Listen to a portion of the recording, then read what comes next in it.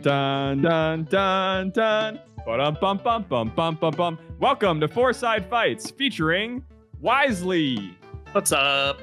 Frog, Hello. Pengu, and Dhir.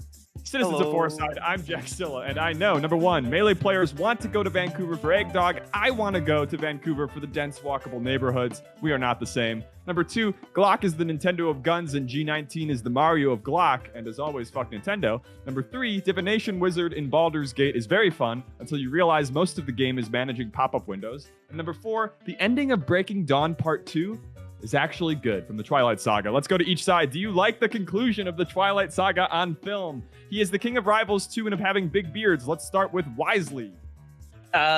This is a terrible way to start this out, but I'm gonna just flip a coin. And let's go with no. I think it's a terrible ending. Wrong answer. All right. He's a Melee PO. He runs a different Melee show than this one and was the winner of our We Need a Fourth Guest contest. It's NSFrog. So you're gonna hate me. I never saw the movie because I was like 13 when it came out. Mm-hmm. So the right age. So it surely is. It's surely good. Oh, see, it's that Surely easy, Wisely.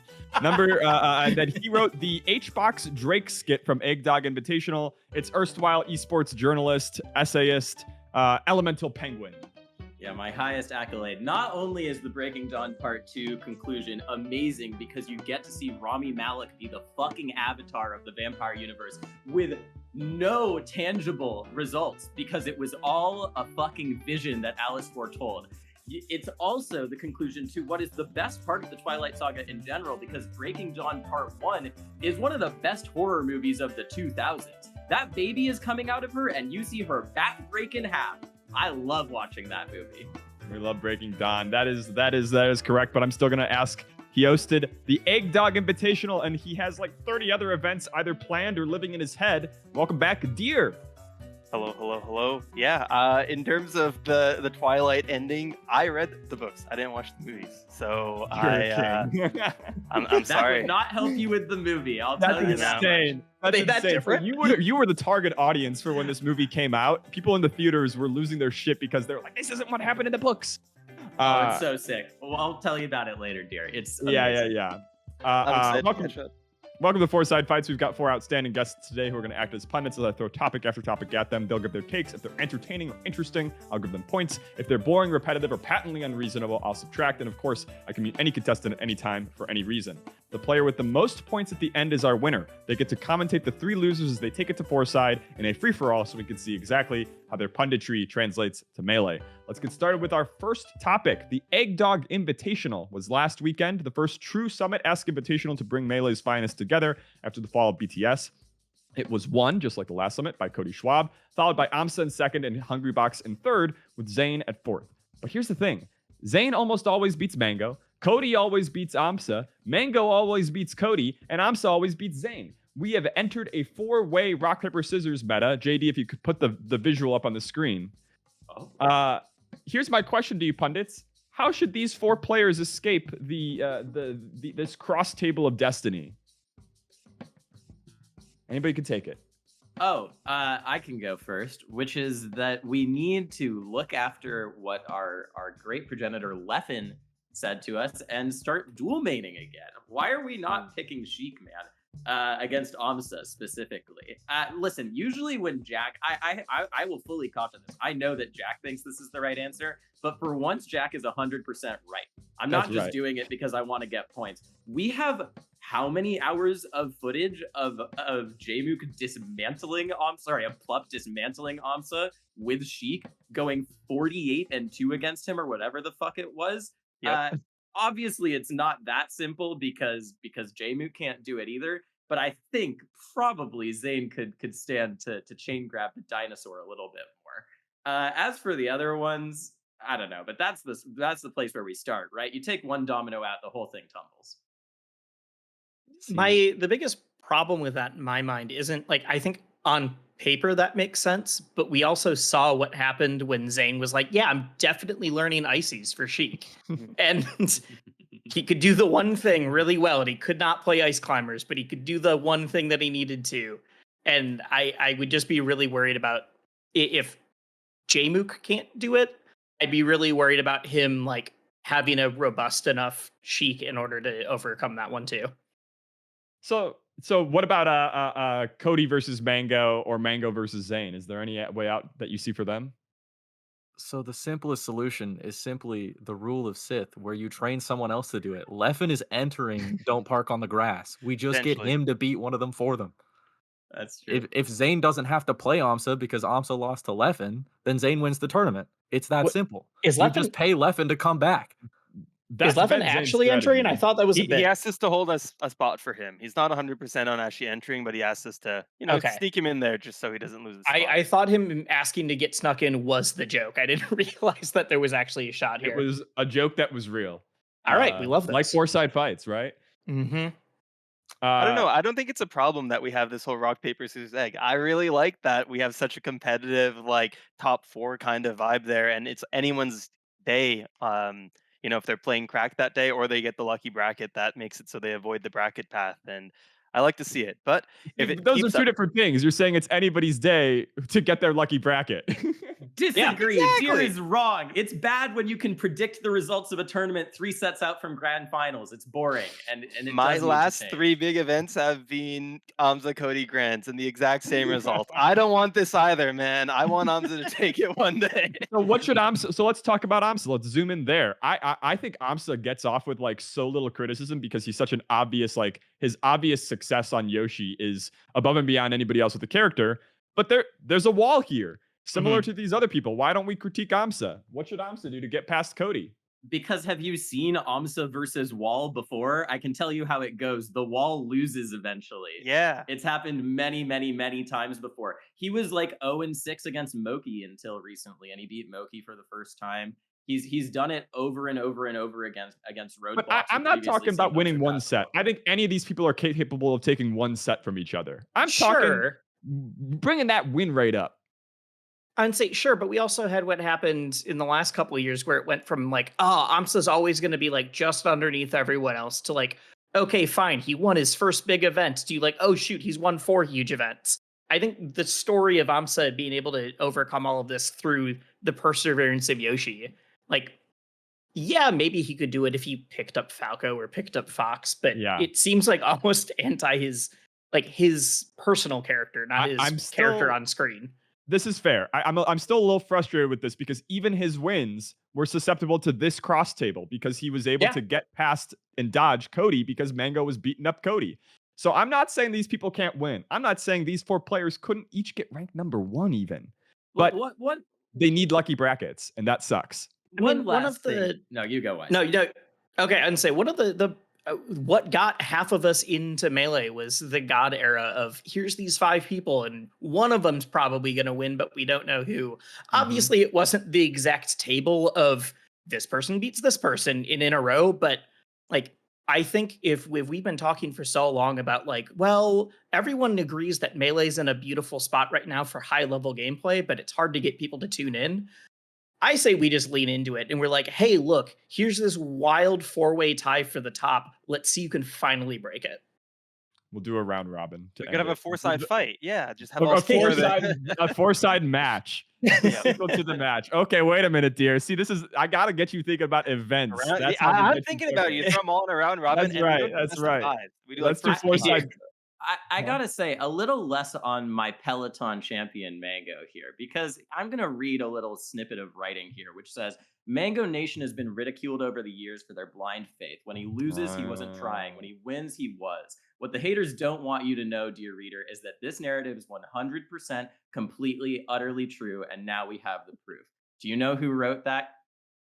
Jack Harmoning wrote that, and he takes away my points for quoting his own words. Doxing me. No, I took away points for friggin' doxing me. I'm trying to hide my last name from the freaks out there. Oh, okay, my bad. Okay, but here's the thing: is Mango has given a foolproof reason as to why he didn't do well at this tournament. He's been winning. He's a lazy fuck. True. Winning Mango isn't going to win a tournament, right? He says his formula was wrong.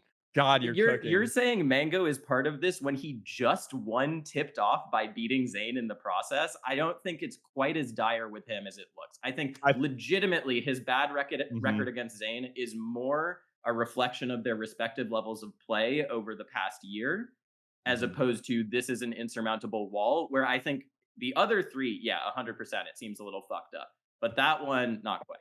All right. Yeah, I think and I that that's think if fair. you Let's move on to our next topic. I'm sorry, I know we've got a lot about this, but we are already running behind time a little bit. Let's dig into Eggdog as a summit replacement. It pretty much explicitly billed itself this way all weekend. The players were referring to it as a summit event repeatedly. There was a lot of summit callouts. Did we feel it lived up to this expectation? Are we so back? I absolutely think so. Like as a viewer, that was one of those things where I was literally like hoping to buy one of the VIP tickets for one of the final summits, not realizing it was going to be one of the final ones. And I was like, oh, I just can't make it this time, but I'll buy a future one. And Eggdog had me feeling the exact same way of like, man, I really wish I was in the room right now, whether I was hired to commentate it or not. Like it just seems like it was a great time, like it was fun.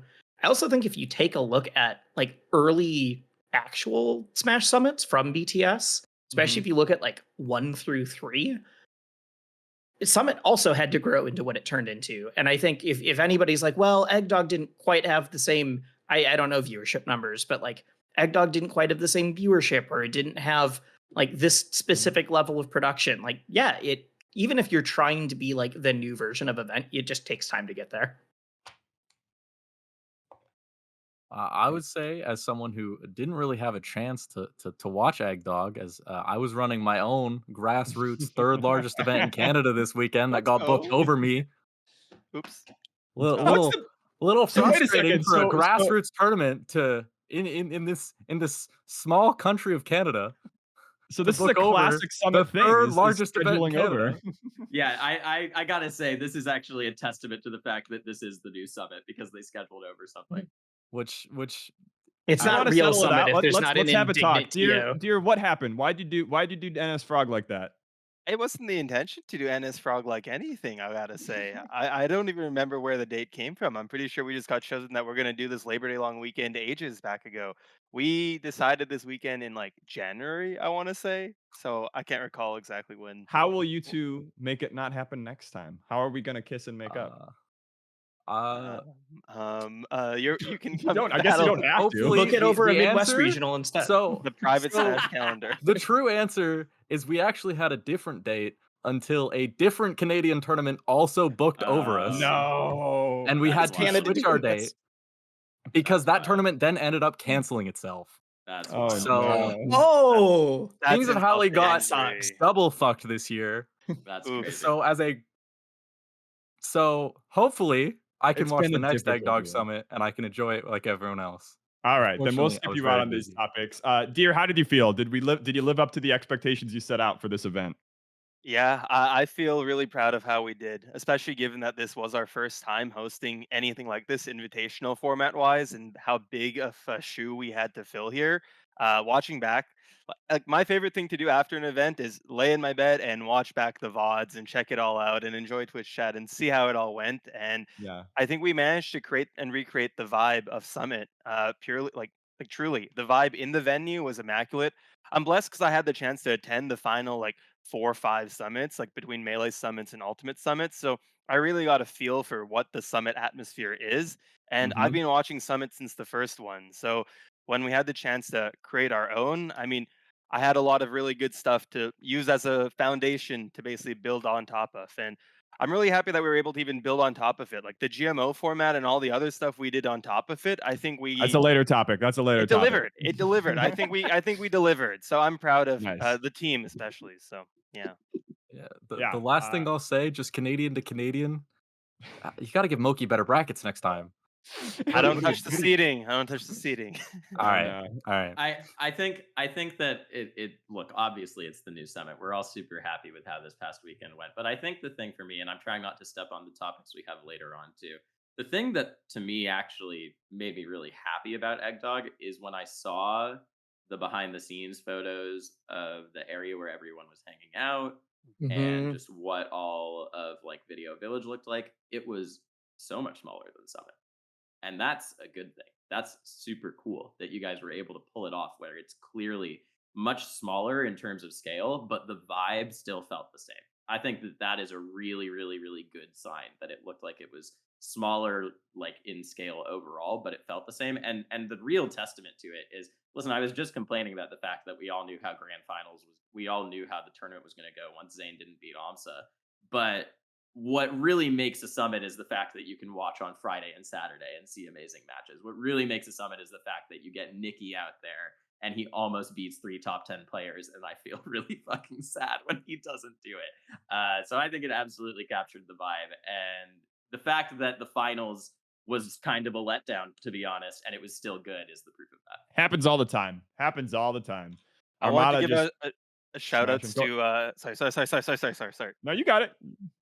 Yeah, I wanted to shout out Zane, one thing you mentioned about the video village and the production being so much smaller. Yeah, I just wanted to give a huge shout out to Juna. Juna really championed making the production what it was this past weekend. We and love Juna. doing so much with so little. There were so many curveballs on production. We were running massive cables around this building. We didn't get a proper site visit until like 2 weeks prior. And like, That's crazy. I know that Summit, like, yeah, they have their own studios. It's a very controlled environment. Their production has many full-time people, but we did this with Smash, like as a Smash show, and still got to have that experience. So That's proud insane. of what we did. That is incredible. As someone who worked for BTS, Yeah.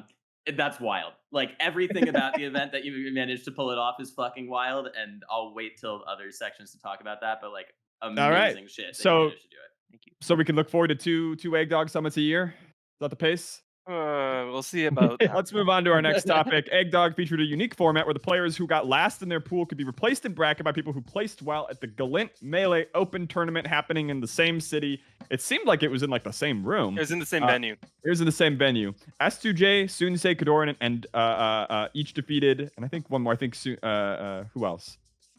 And Junebug. Each Junebug. defeated a crowdfunded player, while invited player Zamu was defeated by Junebug. There it is. I had a typo in my thing. Who went on to place 5th. This format seems to solve the big problem with invitationals, which is that they don't necessarily select for who is playing the hottest in the way that an open bracket does. It's like a big asterisk on the legitimacy of any invitational, in my opinion. But it also makes being voted in or invited to the event more tenuous and risky because you might not even make it to bracket on Sunday in the same way. Do y'all support this format? And should Egg Dog Summit bring it back in the future? Yes, 100%. It was sick. And I think that the solution is worth the heartbreak for those other players. I think that they still get a lot of screen time and they still get their shots. I mean, like, I think that there's players where even I was underestimating them. Like Snap really like may have gotten 3-0'd by Triff, but made it look competitive in a lot of the games. I think you get your shots. And at that point, you're still in a sick event. What I will say as a minor criticism of Egg Dog Summit is that it was really gameplay focused, like most of the events. And I think that the one thing I would be sad about if I were a Zamu or a Snap or someone is that I got to go 0-4 and feel bad about that, but maybe my personality wasn't as showcased in other events. And I think that there's probably a little bit more room for the goofy events, for the side brackets, for things like the karaoke, which was really fun, but to continue that throughout. I think that actually this format maybe necessitates it a little bit more because those players are not going to have a Sunday appearance. Yeah, So, I know people who dropped out of campaigning for this event because of this format. They said, I don't want to ask my fans to crowdfund for me when I cannot even guarantee that I will make it to the main bracket. Yeah. But that is an ego of delusion or a delusion of ego. And I don't actually care about that at all because, to be honest, Snap didn't have a chance of getting higher than 9th at this tournament and like placed Did lower than that. Like, yeah. B-Bats is literally the only player that I know that actually dropped from voting because it is of the Billy format, is the only by the one. way. That's fair. But what I'm saying is I actually don't think that that's that relevant. It's really great to believe in yourself that you're going to make that run at the bracket, but the true value of a summit is to be there and then to be in the content and be a part of the event. Yeah. Let me bring in Wisely and NS. Is the thing that could be a bit more. Yeah, let me bring in Wisely and NSFrog. What do y'all think? So I think case in point for what Zane was saying is all 4 people that got knocked out through the challenges all 4 of them still were posting and tweeting and talking about how it was like the experience of the year for them, even after they were knocked out. So clearly it had Very a good point. ton of value for them, whether they got to be on the mic or they got to be in content or just, hey, I got a weekend of grinding against the best players in the world. Um, I don't think the format was perfect. I do really like it, but I think it needs a little bit of iteration. I also think it just needs some legacy because Mhm. I think if more people had realized what the open bracket going on the bottom floor was taking off, like I think it could have had as much viewership as parts of the Egg Dog Invitational. Um, the other issue with that is every single person that was in the bottom 4 of Egg Dog and that was in the top 4 of like every challenge match was a 3-0. And every challenge match was a 3-0 in favor of the person who won through the open. Open And so I brackets think are so beast. as you get more people that are like, "Oh shoot, I think I'm good enough to make it through that top 4." And then you also have like I think they'll get more competitive as you have more people gunning for that and Eggdog has more legacy so that the people who are campaigning are also putting in just as Right. much effort into campaigning as they did in traditional summits. That makes That is sense. assuming there is a second one, which, All right. God willing. Frog, what do you think? I'm gonna give a controversial. I don't like the format. So I Mhm. think it heavily benefits people who live close to the event, which is the West Coast. And as an East Coaster, I don't like that. Mhm. Uh, if you look at the qualifier, Soonsay, S2J, Kadoran, all West Coasters. Fifth place, Zio, Polo, also both West Coasters. Junebug, the only person to go through the qualifier from the East Coast. So imagine being from Europe. You don't want to like go all the way to this event just to lose to a West Coaster who didn't even campaign because their flight was only $100, whereas yours to get to the open qualifier would be like 600, 700, 800. I don't know I if don't I know. I buy wouldn't feel this. that. Yeah, I I I don't don't think know. think I buy Like this. if I you booked your disagree. flight when we announced the event, you could have come, right? People just my I flights expected more people, Vancouver are $800 minimum. Sure, but this but you're is still literally coming what I'm out for talking about when you're I'm coming saying out for like the the But experience of legacy. the event, right? Yeah, once people so now I think know how big of a I deal think it this is is. literally the legacy thing. As soon as I agree people with have Wisely. if you do this again and you do the same format, even if you don't iterate on it like I'm saying, even if you literally do the exact same format, you're going to have all the people who are like, "Oh shoot, I get it now." Like it's Yeah, not but just you going to still be do West have this Coast. discrepancy of expected value. And the way Summit solved this was by having multiple tournaments potentially have Summit slots on the line, right? Yeah. So you could have a East Coast tournament where the top 2 placers who Mhm. weren't auto invited get into Yeah. Summit, right? Or And it that's could be the definitely the top 2 kind of placers in the case of Egg Dog get yeah. flown out to the qualifier, which I believe you did a little bit of that, but I'm not Yeah, with sure. one event. Yeah. Yeah, and I think you Yeah. totally should be doing that kind of stuff like with the iteration, but I mean, it's the same idea as like some of the like Ludwig events they've done that have had like last chance qualifiers before the final thing. But because everyone saw Ludwig, oh, that means it's going to be have huge production value, and we know that right away. A ton of people went out to Vegas for that one, if that's the one that I'm remembering correctly.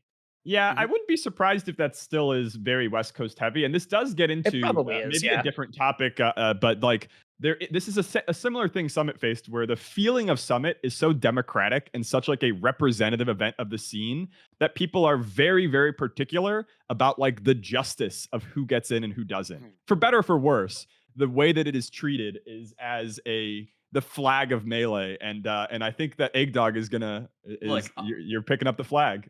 all I'm hearing is you're saying that the event, the invitational event, is biased towards West Coast players. Yeah, it seems like Egg Dog is carrying on the Summit legacy pretty That's what I'm perfectly. saying. All right, all Yeah. right.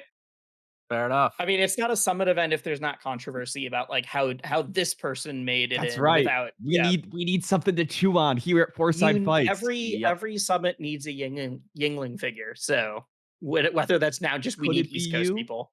Could it be you? All right, let's move on to our next topic. This is a simple one. What was your favorite sketch or event at the Egg Dog Invitational, and why? NSFrog, you could be excused. I'll give you 5 points for running an event instead of watching it.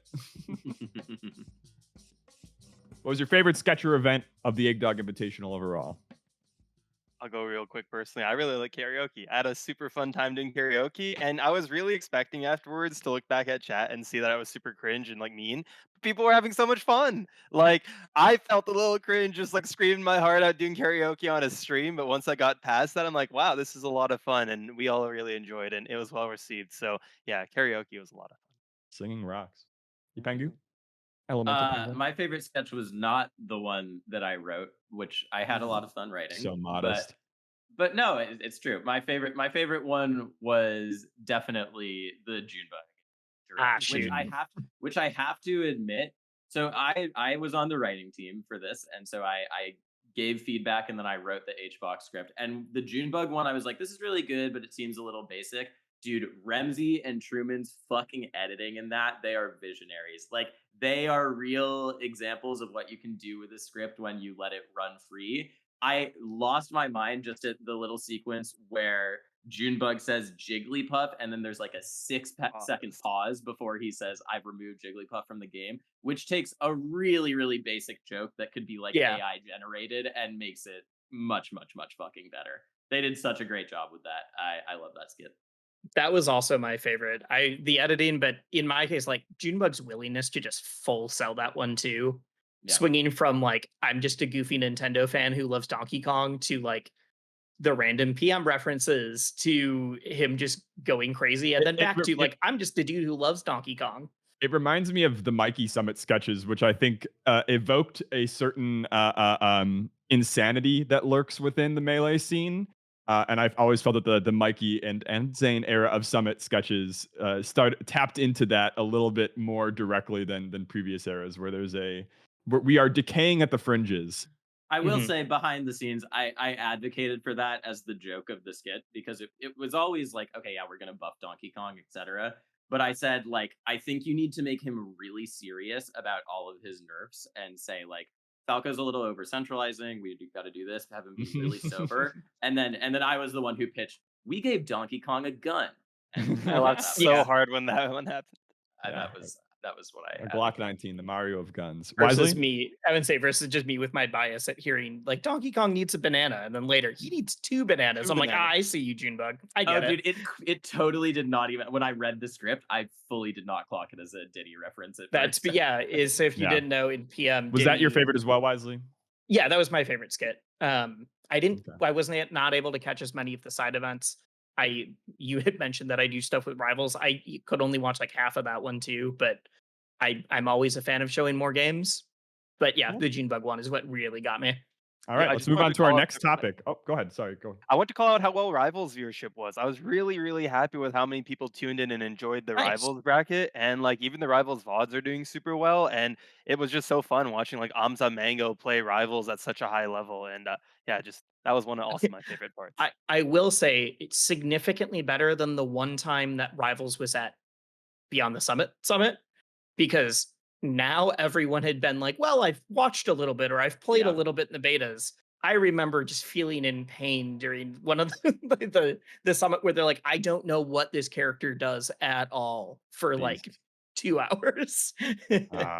One thing though, Dhir, y'all got to learn how to, it's really quick, embed the videos on Twitter. Why are we posting YouTube links, man? Maybe this is an egg dog. Why are we posting YouTube links? Why are they not fucking embedded on Twitter? Crazy. Rookie mistake. Are they not just downloaded and posted? Because they're links to YouTube, so no one is watching the skits on Twitter. Rookie mistake. The biggest thing you need to change for the next time. You have all right. You could have that could have been an email, Zane. This didn't need to be on my game show, so I have to take some points away for you. You are right, but that could have been an email. Let's move on to our next topic. There was a Reddit thread simply titled, "What are your most unpopular Melee opinions?" So I have to use that to farm a topic here. Most of the unpopular opinions, as usual, were actually very popular, so I sorted through. Which of these 6 that I'm going to list to you do you think is the best unpopular opinion?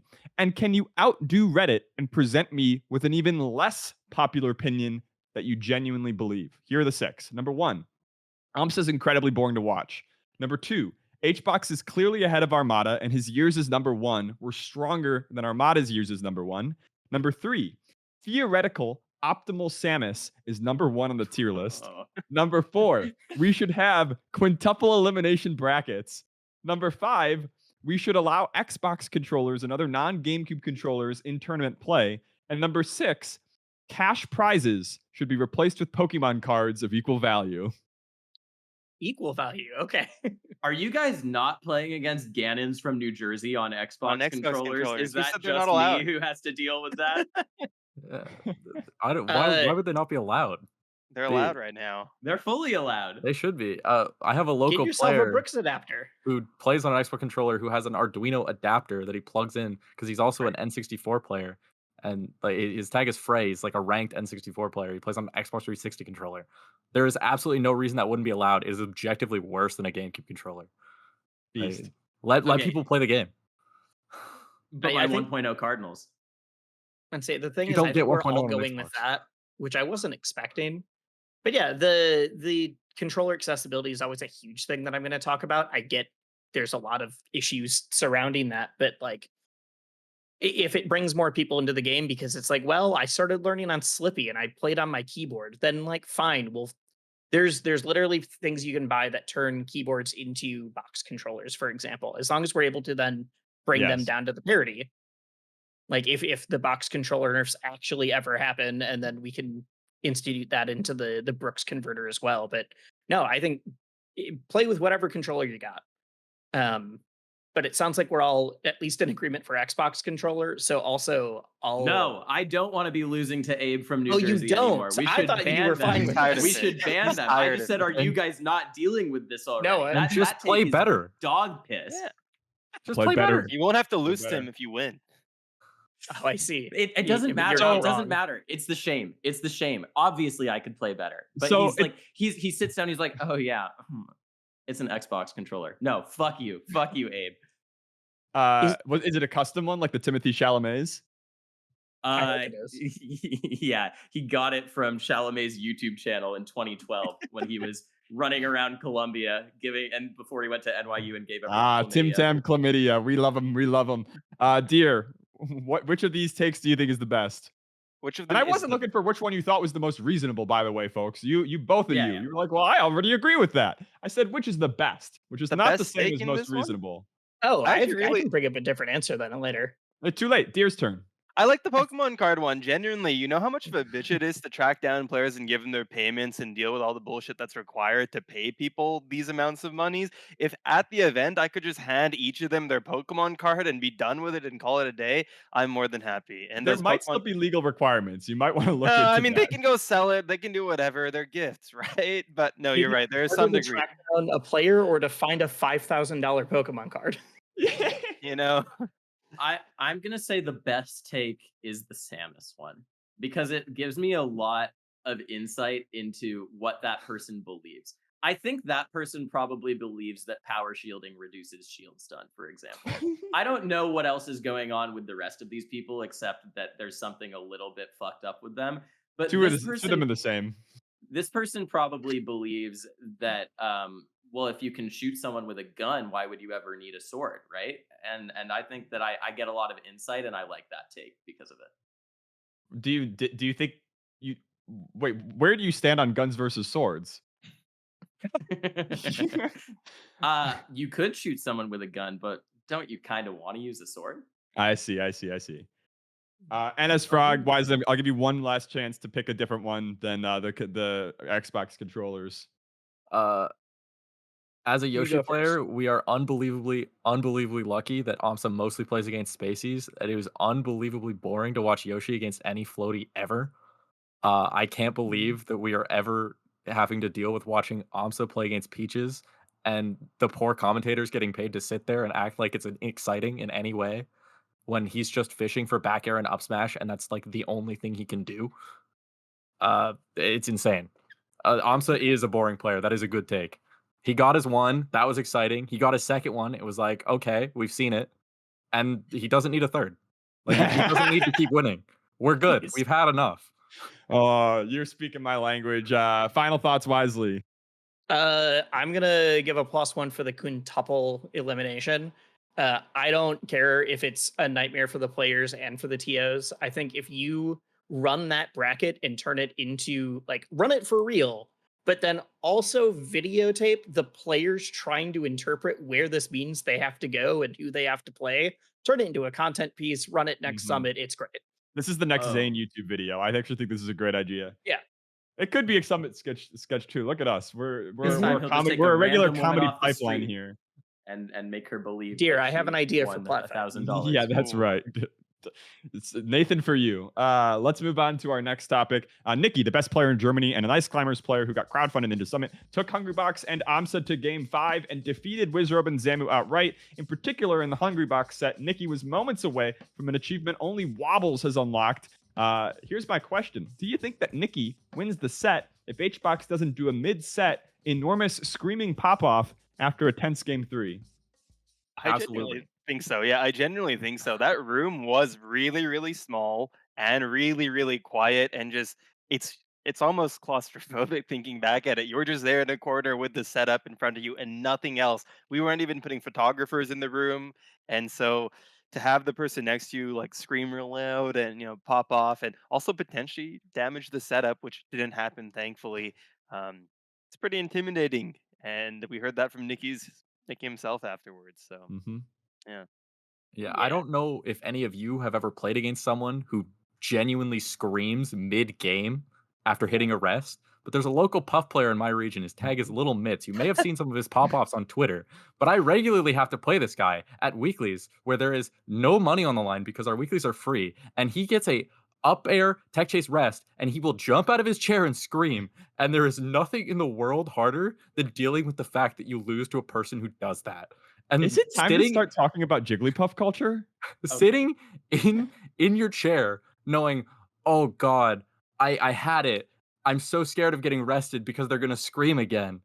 You start thinking about that. You start thinking about how they're gonna pop off on you, and you get distracted. It's so hard. The moment you start thinking you're gonna get rested, you get rested, right? Okay, but this is HBox. This is one of his most deserved pop-offs ever. Look, you and Little Mitts can go to couples therapy and work it out together. HBox made like a 3-stock comeback when he was about to go down 2-1 in the set, right? Like, it's not like he just did it mid-set. He made a fucking insane comeback to do this and popped off after that. I think that's totally valid. Would Nikki have won without it? Also, no, I don't think so. I mean, maybe, but Nikki's from Europe, dude. Have you ever watched Air? Oh no, they're yelling. Come on, man. I think it's different when you're next to someone in a quiet room. I'd say there's a huge difference between crowd cheering and like I am in silence next to one other person. I play Ice Climbers, and I've literally not had this situation, but I've literally had the like person starts yelling or like getting super visibly frustrated while something's happening on screen, and like you get used to it, but also it sucks. Like Nikki's way better than me, so he's definitely going to be able to control his mentality better. But I've had the like someone popping off or screaming at me mid set, and it I know for me, like I shut down when that happens. Yeah. Dhir, I want to hold your feet to the fire here as a journalist. Why didn't you DQ HBox when he did that? Would you have DQ'd him at a local? No, he didn't do anything actually like that's DQable in the slightest, man. Like, so Mike Hayes rule. He didn't Mike Hayes rule him. It wasn't like he was mid combo and he started. Yeah. So it's like, it was. I think HBox didn't do anything that's like DQable or anything. But for me, as like competitive respect, when you like, he knows that's going to have an impact there. And as exciting as it is to win and make a clutch comeback, like not getting loud in a quiet room is a fair ask, I'd say. Even like a normal pop off. Yeah, I don't know about normal who's standards. Frog, am I whack? Is it whack to even ask? No. So you're saying just because it was after the game. So say I win a game against someone in a set, can I turn to them and scream at them? And that's not the Mike Hayes rule? Didn't do that. If he did that, it's different. Yeah, what the fuck? Don't give me a hypothetical here. We know that Frog didn't watch though. This is all conjecture from Frog. HBox pulled out his sword. Would that be a problem? It's not a gun. Mike Hayes rule applies to screaming mid-game. No, it wasn't mid-game though. It was after the game. I'm saying if the rule only applies mid-game, sure, then you can't say that if I scream at someone after a game to knock them off their mental, that's the same rule. But he didn't do that. He didn't. But you just said that as a defense that the game was already over. That was your initial knee-jerk defense to why it wasn't a problem. It was knee-jerk also. It's why it wasn't Mike Hayes' rule. Mike Hayes' rule is screaming at someone during a game. I think it's fine to say, hey, this sucked, but also it's not DQable. Yeah, I agree. All right. I agree. And there are other pop-offs that we could maybe fucking These We'll top look players back have been in the- getting away with bullshit for way too long. There are so many people who should have been DQ'd but don't because people are scared. And as soon as True. someone starts True. DQing people, everything changes and people start behaving. But until that day, they're going to keep pushing the line. They're going to keep screaming after. But they'll never everything. go to a TO's tournament if they're known to be tough on crime. They'll never go. Exactly. They'll never go. Exactly. All right, let's move on to our next topic. You've heard of Cody Schwab's sponsor Nouns. Well, now there's Little Nouns, aka Weenie Hut General Nouns, which is a subject of the Nouns community with their own funding. They have signed Plup and Junebug. I do not understand what is happening. Is this good? Is this bad? Is this just the proud tradition of Melee taking what we can get? Why is there Little Nouns now? Will there be an even littler Nouns? Jack, I've actually been meaning to talk to you about this because do you know what it reminds me of? It reminds me of like 2014, 2015, even earlier, actually, like 2012, League of Legends, where the amateur team would randomly be way better than the main team because everything was in a fucking hell state. And so you have the Korean challenger squad that is smashing the main squad in scrims. And I think we're going back to the golden age of esports is what it means. We got these shady organizations. Sorry, Nads, didn't mean to. Hey, shady. They're just little. They're just little. How They're could not they be shady. They're shady? small. we have. What I'm saying is. What I'm saying is, I'll end quickly. We have SK Telecom T1 and SK Telecom T2, and right now Plup is Easy Hoon, and it's in the Dhir meta. That's it. That's sick. I think it's funny that he's on Lil Downs when it's fucking Plup. So I also think that if you have these two teams, as far as I have understood from their announcements, Nouns is a much more like long term, at least a year or at least like a longer stint. Where I know Junebug is only on Lil Nouns for like a 4-month period, and I don't know if there's like. I mean, that is also the period that Salt was sponsored by Big Nouns. Was it? I thought Salt was on there longer. If it is, then okay. I was definitely going to say that. Like I thought Lil Nouns was just always a smaller stint, and if we just had a seasonal sponsorship and we understood at the beginning, it'd feel a lot worse when it's like, oh, that player got dropped again or anything like that. Yeah. So basically, what Nouns even is, Nouns is a DAO, right? So you can buy a noun, which is an NFT. So NFT, bad word for a lot of people. It's a little JPEG of a cool looking guy with glasses, right? That's what a noun is. You can buy one of those. When you bought them a couple years ago, they're like 100 grand. Now they're like 5 to 7 grand. But when you buy it, the money goes into a big pool. That money is what the DAO controls. So I don't remember what DAO stands for, but if you own a noun, you can vote. So people put in proposals on how this pool of money should be spent. And the entire way Nouns Esports exists is because a couple people put in a proposal to fund Nouns Esports. And Ohan put in a bunch of proposals to fund Nouns Smash. That's how we keep sponsoring all these Smash players from Nouns, right? It's because Ohan, Sasquatch, Peter are putting in proposals.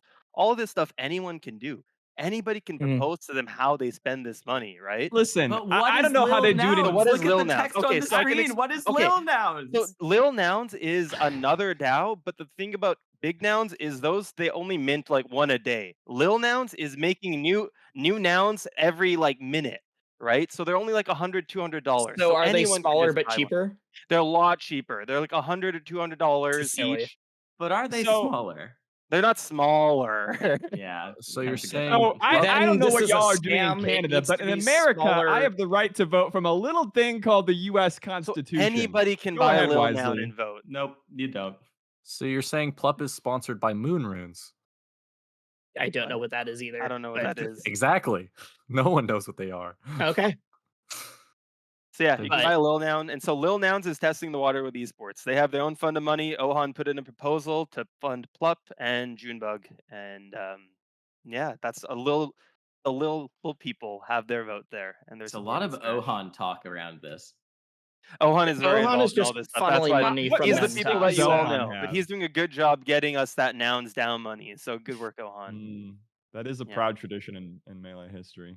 I think overall it's a good thing. These are people who have money that they want to spend on doing cool things, and they are choosing to spend it on us, the Smash Bros community, and we should be grateful. It's not coming from scammy purposes. This is just them spending their money to vote on cool Yeah, things. I do think that is an important distinction. Is that they're not asking us to then go and buy more stuff. They're just like, hey, we already have this money. We might as well do something with it. Yeah, So they're they're not even just like, I don't asking know, you what to do we buy want a to do? noun, right? They don't Yeah. want you to. Except They- from your explanation of it, they're not choosing to do it. We're forcing them to do it by Which is voting even with better. our wallets, which is way better. I just want Yeah. to clarify that. It is a But it democratic doesn't seem like process, there's yeah. much choice involved. All right. I guess this is one way to burn the earth. Let's move on to our next topic. Hungrybox has announced his desire to live a long, healthy life, beginning with a Healthy Box initiative to get in shape to improve his stamina in tournaments and overall health. I admit, when I see him pop off, there is a part of me that deeply fears he is going to hurt himself. So this is a great sign. But here's our topic: has Peloton Mango's fat shaming of himself and others kicked off a buff melee revolution, and is it worth the pain? I think this is a little bit of stolen valor from Mango. Shout out to Slumlord, aka Grant, who has been pushing this for a couple years now with healthy Esports game. Athletic Club, with shout out. Esports Yep. Athletic Also, Club. Frog, your mic is dead set in front of your face. If there's another way to put whatever that thing is, Maybe? we like to see your We're good. face. Yeah, keep going. Yeah. You're spitting.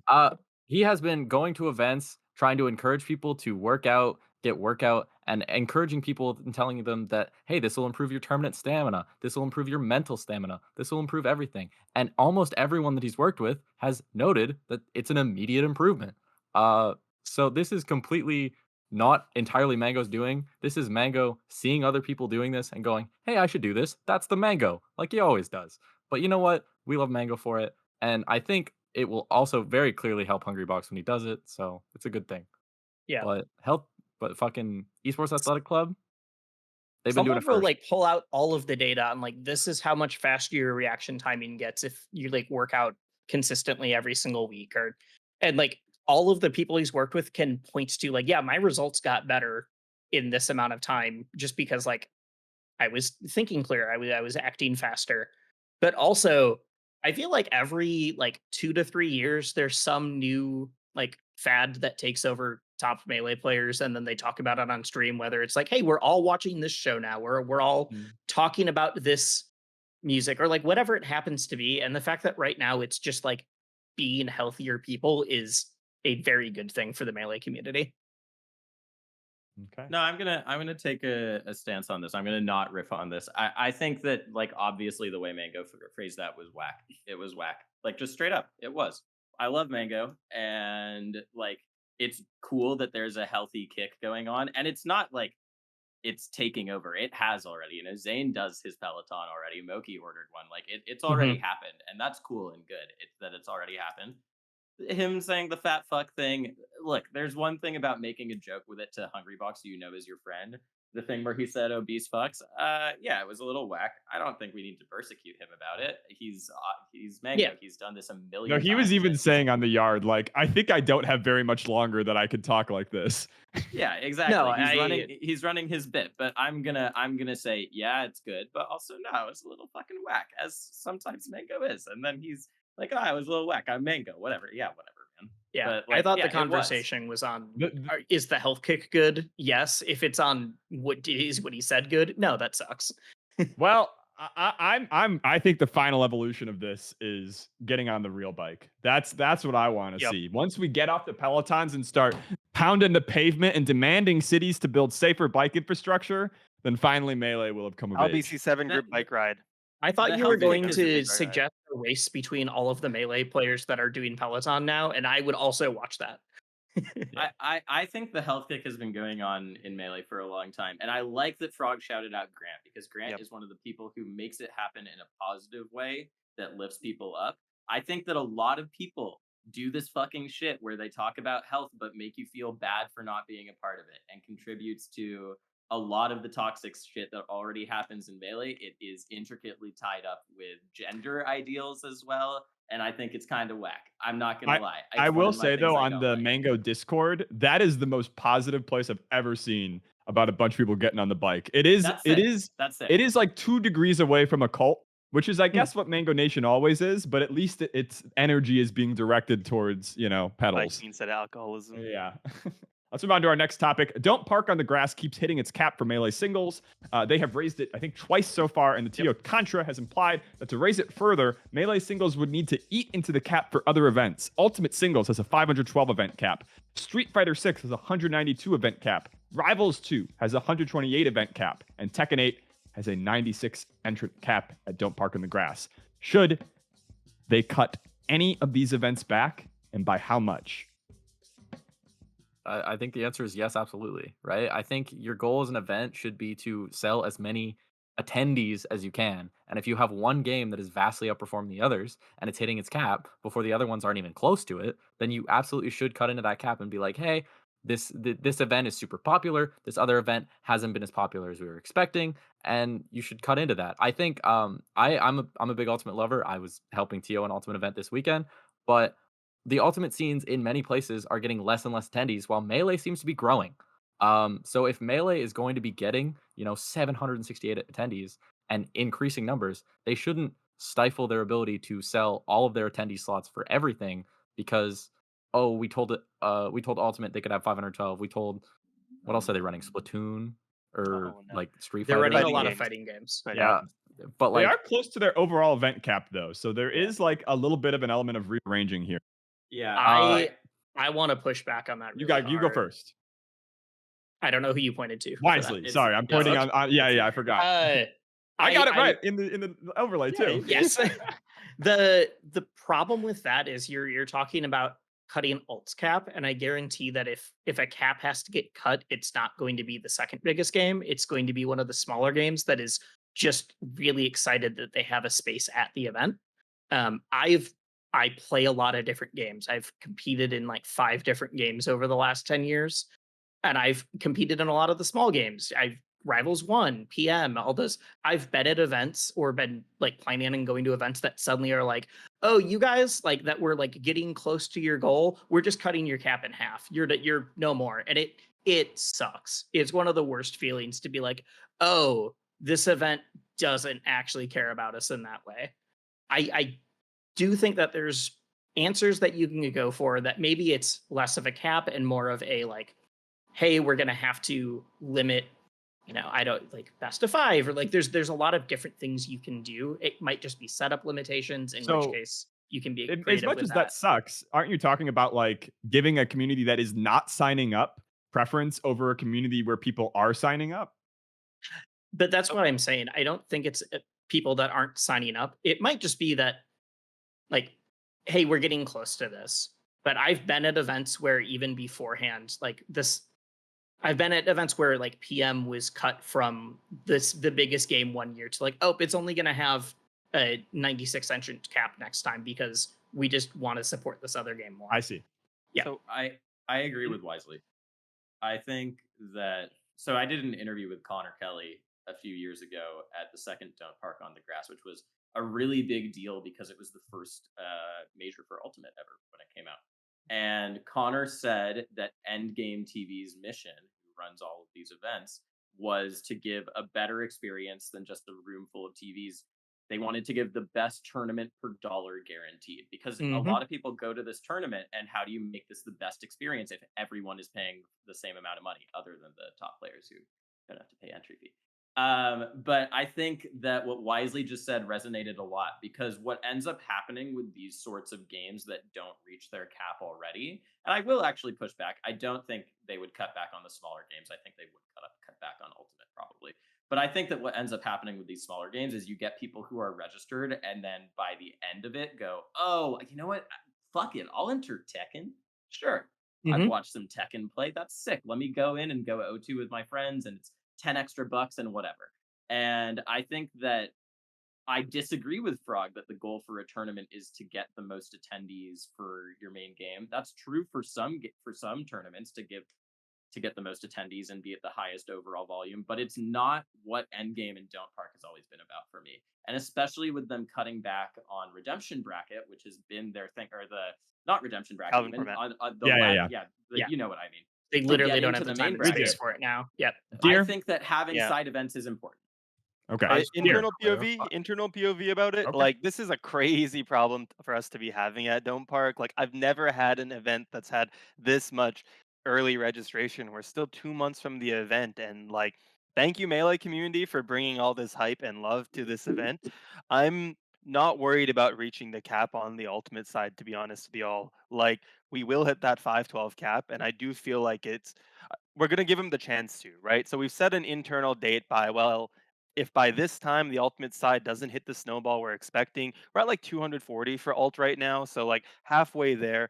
But our marketing to the alt scene hasn't been as great as it could be. And also, we are expecting a lot if 2 months early the alt side is also capping. You guys just saw what happened at Riptide, right? Within 2 weeks, it went from an A tier to like a P tier or whatever, right? So they will snowball, but now we're just going to give them that push saying, hey, guys, for real now, register early. Otherwise, we will actually have to make a decision to reduce your cap They and have give them P that. tiers? Yeah, P-tier's the Alt pop gets tier. wild with it. Tiers. It does get PPM pretty D crazy. tier? with it. Yep. They Okay. get crazy with it. Wait have till like you're about 12 P plus tiers. tier. All right. Also, I just want to clarify. I didn't say the goal is to sell the most attendees to your main event. It's the most attendees to the event overall. You're Yeah. trying to sell venue fees. I know. Right? I knew that I had misquoted you when I Okay. said that. So But, thanks for He did it clarifying. intentionally to win at From our Fourside POV, we're Fights. trying real hard. A to classic make it work. tactic. Let's move on to our next topic. The 100 unranked challenge has swept Melee streaming. For those of you who don't know, the way this challenge works is as follows. You must win 100 games in unranked straight with no losses, and you must disconnect from your opponent after winning. So if you ever lose, the count goes back to 0, and you got to win 100 best of ones in a row in unranked. For streamers, that means people can jump into the same queue at the same time as you, stream snipe you, if they see you press start to get their chance to beat you. And for Moki, the challenge is paired with a threat. If he loses at any point in his run, he ends his stream. This has led to skyrocketing viewership to Moki. He's reached over 1,000 concurrents, 1.2K from his usual average of, say, 200, 300. How long can this fad continue? And what challenge will boost Melee viewership next? I want you all to pitch the next 100 unranked challenge. So I don't want to know about next for sure, but I think this is extremely similar to when Bobby Big Balls was running the All-Star very hard over and over again. Mhm. And Which is what that Mango viewership did. went insane. And Yeah. it was also before that, it was all the people Iron running. Mans?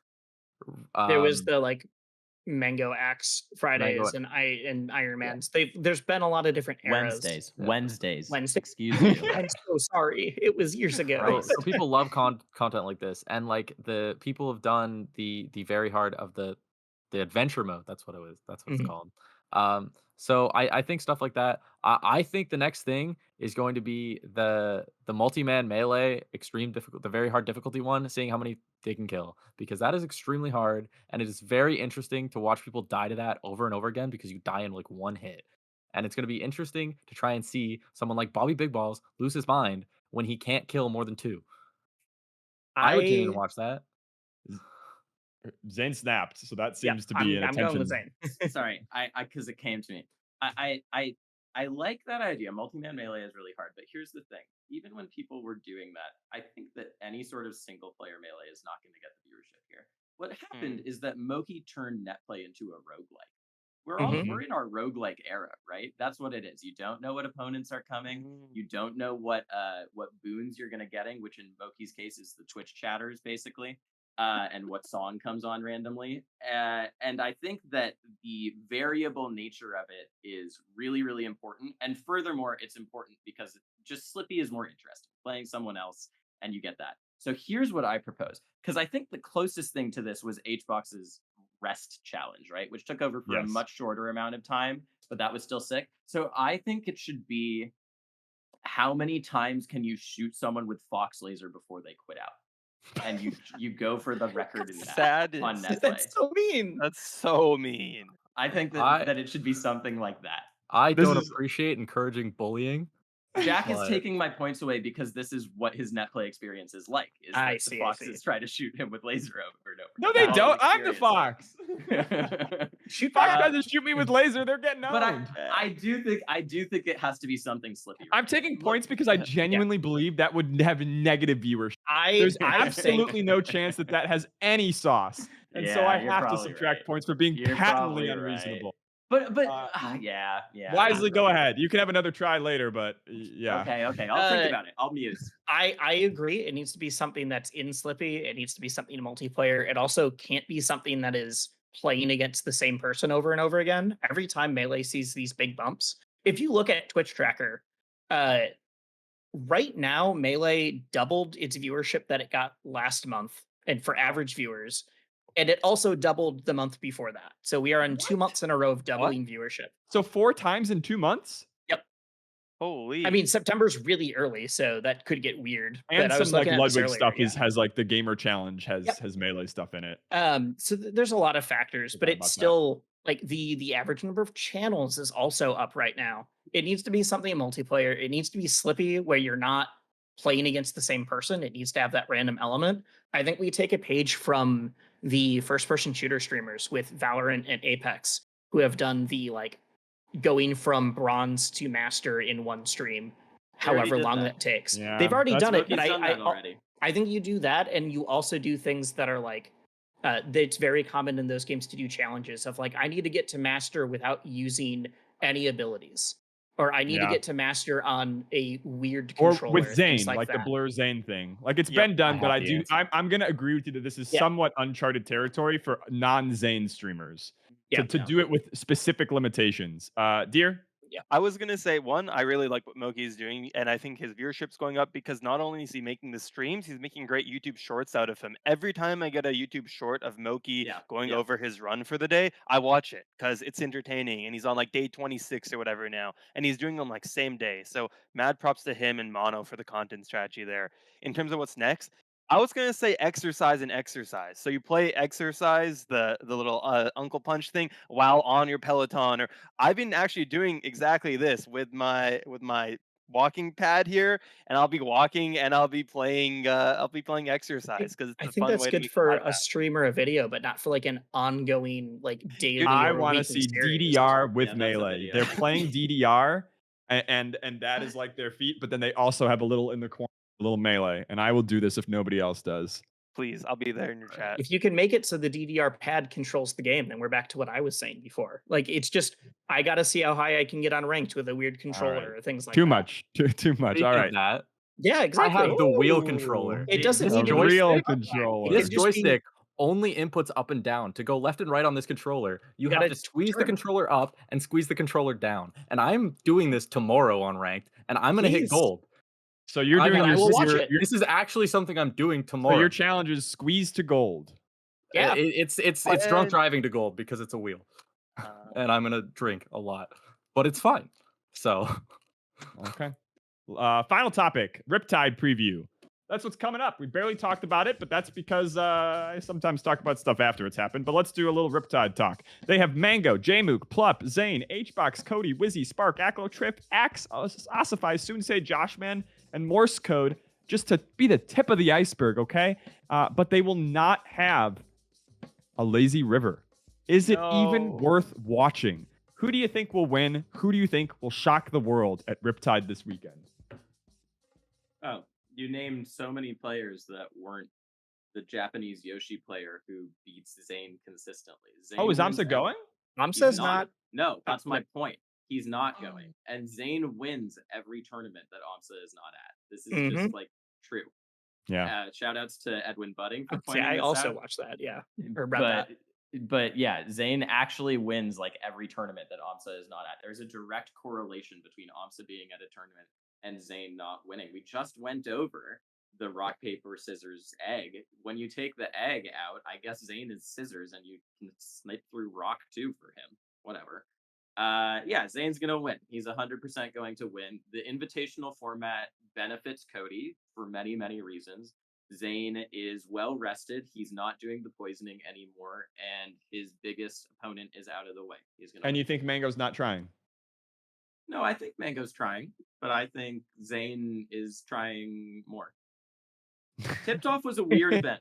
Tipped Off was a weird event. We can acknowledge that. Yeah. Even when we pointed out that it had more top players than Genesis. some people wanted to say, I remember this from the last time, that it was like not as hype an event. And you know what? That's because it's the fucking Georgia Regional with 14 iterations. And so people still think of it as a different thing. And I wouldn't be surprised for Zane to think of it that way. This is a little different. I think that Zane is gonna come through on top. Okay. Others. Who's gonna win? Who's gonna shock the world? I think should be looking completely outside of this little head-to-head four-way head-to-head we have going on. Plup is going to this event, and his top 16 opponent is DQing. He does not have to play Moki. That is so good for Plup. Plup has a almost free ride to winner side top 8, and then he just has to play Mango, who is on a winning streak. So he's clearly not as practiced. Yeah, and good Jmook point. has been due for a run for so long. So Mango having to play Jmook into Plup, who are two Sheiks, who are both very good Sheiks, but play so unbelievably different, is not that good of a bracket for Mango. Falco Yeah. Sheik in 2024 is not a good Falco matchup. He might have to go Fox, and if the Fox is not cooking, that's a loss. I'll add on And to if that we one. see Pluff Jame, if we see Plup Zane in winners finals, that's not favored for Zane. Yeah. If you look at the bracket right now, Plup is on one side of the bracket with all the people that Frog just mentioned.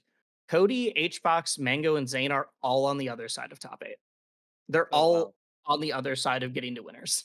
So I think if you're looking at the dark horse, it could be Plup's tournament. I think if you're looking at the data, which is for the last 6, I think it's 6 tournaments that Zane's entered that AMSA isn't there. He's won 5 of them and got second at 1. And then if AMSA is there, he gets like 4th to 3rd or 5th. Yes. So like the data would say Zane, and I think that's an easy bet. But if you're looking at the bracket, I think this is like engineered for a Plup win. I just want to say, Plup being favored against Zane is some fake fucking news. I need you to go look up the recent match history. You tried to sneak that one by. Oh, Sheik Marth. So good. Nope. And that was all Frog. I'm not gonna let that happen. Finals. That is fake as fuck. In the past 7 times they've played, Plup has won once. Zane has won the last 2 times. That is not favored for Plup.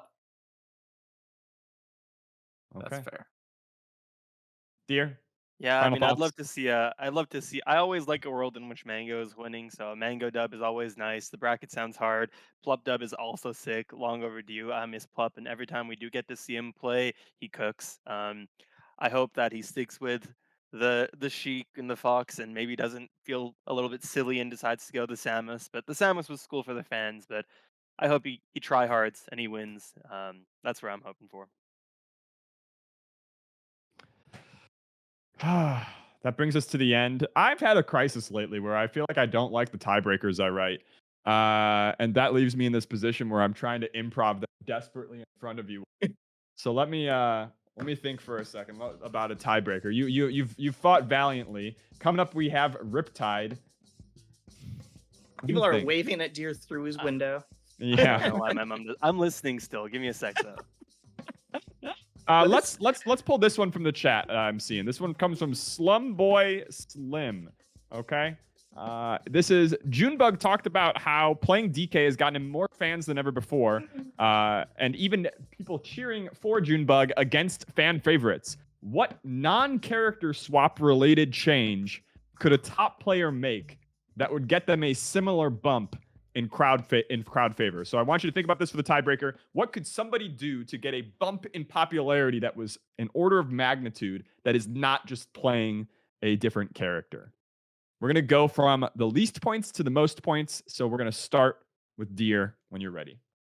Oh my gosh, to go from being not very big and popular to just being super popular, just like make crazy upsets and win a tournament. Like if you are somebody no one's heard of and then you like beat Mango, like Mashai popped onto the scene and on my radar because she beat Mango at Genesis, and then I've never forgot about her since, right? So you want to become really popular, show people that you're really good at the game and beat people that people like. So don't do anything and then make sure your debut is really, really big. Yeah. Come onto the scene huge. Like, Let's yeah. go, Okay. Army. Woo. Wisely. Top player, I think you become a content creator, which sucks to say. but I think it is the way that you can get your fan opinion up the fastest that's outside of tournament results and that doesn't involve switching characters. I think it's not just the fact that he plays DK for June, but also the fact that he's very personable and super friendly and everyone loves him. And he gets his name in front of a lot of people through commentary and doing content. So people are already, even if they don't like, oh shoot, he's the guy making big upsets. I think I've like seen him before. I think that is the fastest path for anyone to become a huge fan favorite is make content, and also it needs to be something unique. That's literally what we're talking about with the 100 challenge, that kind of I stuff. hear you. I have also, by the way, just thought about one of several correct answers. NSFrog. All right. So I had two answers in my head. I'm gonna go with the one that I think's funnier because I would cheer for it more. You start showing up to tournaments in goofy costumes. You wear a banana costume to every tournament you go to. Who's this guy in a banana suit playing Donkey Kong? What the heck? You know, you play someone different. You know, you're in like a frog onesie, maybe. You're in a random clown outfit. You just look goofy. You look so unbelievably goofy and you make yourself stand out in a way that no one else does, but you act completely normal and you ignore completely the fact that you're wearing this costume. Hmm. Like when Mikey the Cheat showed up to a tournament as Luigi, that's funny. That makes sense. Elemental Penguin. Frog's on the right track, but I want to take it a bit more specific, which is that you need to become the menswear guy of Smash Twitter. Think you need to challenge Derek Guy, because Derek Guy became massively popular in a short amount of time, not only for his trenchant commentary and good dick jokes from a place you don't expect them, but because he exploited the algorithm. He looked to one specific topic, and because X decided, I'm going to promote this a shit ton, he blew up. So I think that Spark needs to start criticizing other people's controller builds or just giving the history of them. He needs to go, well, that's an original Smash Ultimate Black controller, but it was made in the second batch, not the third batch. And you can tell that. And it actually kind of means you have no fucking taste if you use that. Of course, only criticizing the players who he's already beaten or have displayed some sort of moral reprehensibility so that they can be the target of his ire. Okay, that was a good enough answer to put you over the top. NSFrog, you did have the correct answer, which is wear a costume. But because of the point leadership, I'm going to give this one to Elemental Penguin, the winner of Fourside Fights. Let's all get our slippies booted up. Please stick with us as we get ready for a free-for-all to see how our punditry translates to Melee. See you in a bit.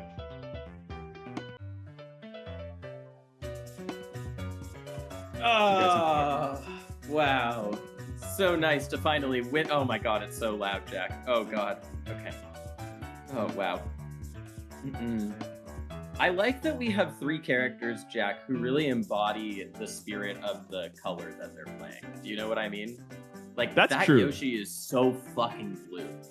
Yeah. Oh! I like blue DK because that's my DK, the Democratic candidate. And but green DK is great. Gronky Kong was like that was a great tech. Was a really important part of my. It's Dhir playing DK, huh?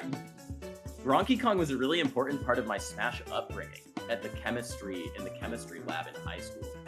Gronky Kong, I lost many sets to Gronky Kong. I didn't know you played in high school all the way back.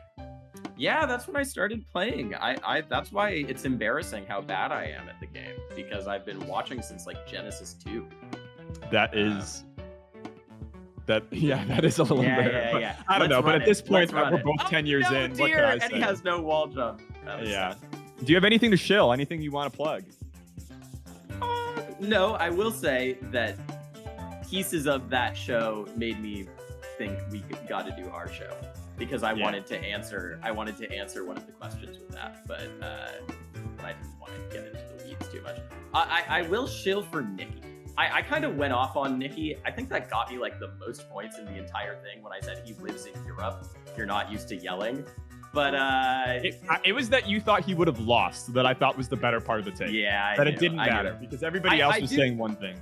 I do have a legitimate reason for that too, which is that like Nikki got fucked up on FD, man. Like it looked really fucking bad, and if you look at the counter picks for that matchup after that, it doesn't look good for ICs.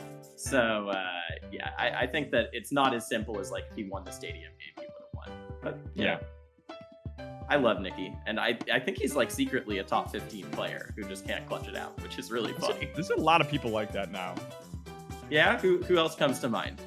As secret top 15 players? Yeah. I don't know. Don't put me on the spot. Great. Dhir, no, you got to get away from that building. I want to see I guess Dhir it was go left. Junebug, right? Dhir, Is it Junebug? Dhir, you can hear me, right? Yep. You don't need to interact with them. You need to learn the rules of free-for-all. It doesn't matter if you get second as long as you don't get third. And it's really easy to not get third. Yes, look. Pipsqueak. Let the dark side consume them. Oh no, now NSFrog can hear me. I've had some battles with NSFrog on netplay, by the way. Yeah. That's to Frog. Yeah, he messaged me after we played one time because he's a sick player. I probably played NSFrog back on my East Coast time. Oh, he meant to turn around. It's okay, Dhir. I know what you meant to do. I knew it meant to be on the Yoshi. It's okay. I see you. Dhir, go to this. Oh, no, it's gone. It's gone. I want to see you try and wave dash on the UFO. Because can Donkey Kong wave dash even? Can Donkey Kong wave dash? Can the ape do it? Yeah. I've never seen him. I've never seen it. That's what I'm saying. Oh, that's no jump. Do it. Whoa. He's going to kill both of them. How has Dhir lost? Just like, have you seen him lose every single giant punch charge he's had? He's gotten hit out of up B's so many fucking times. Yo, that would be crazy if that broke the shield. Oh, that's it. Okay. Yeah. Wisely holding down. Do it for Nikki. Do it for Nikki, Wisely. I feel bad about what I said. This is a terrible matchup for Ice Climbers. But they can go so far on the Do you think UFO. Nikki would have beaten Amsa if Amsa hadn't shouted after the end of game 3? Yeah, 100%. H-Box didn't matter. Amsa, Yeah. for sure. Yeah. If Amsa hadn't quietly under his breath gone, yes. Oh, that was actually good melee at the end there. That was crazy. Jeez. That was a great air dodge. But Frog All right, got and the it. winner is I Don't Lose ITO. It is NSFrog beating both Wisely and Dhir in our fight on Fourside. Thank you all for watching. We'll be back in 2 weeks for more Fourside action. See ya. Bye. Oh, and do the Patreon sub. Patreon. Oh, Patreon. Guys, give me money. Give me money. Bye.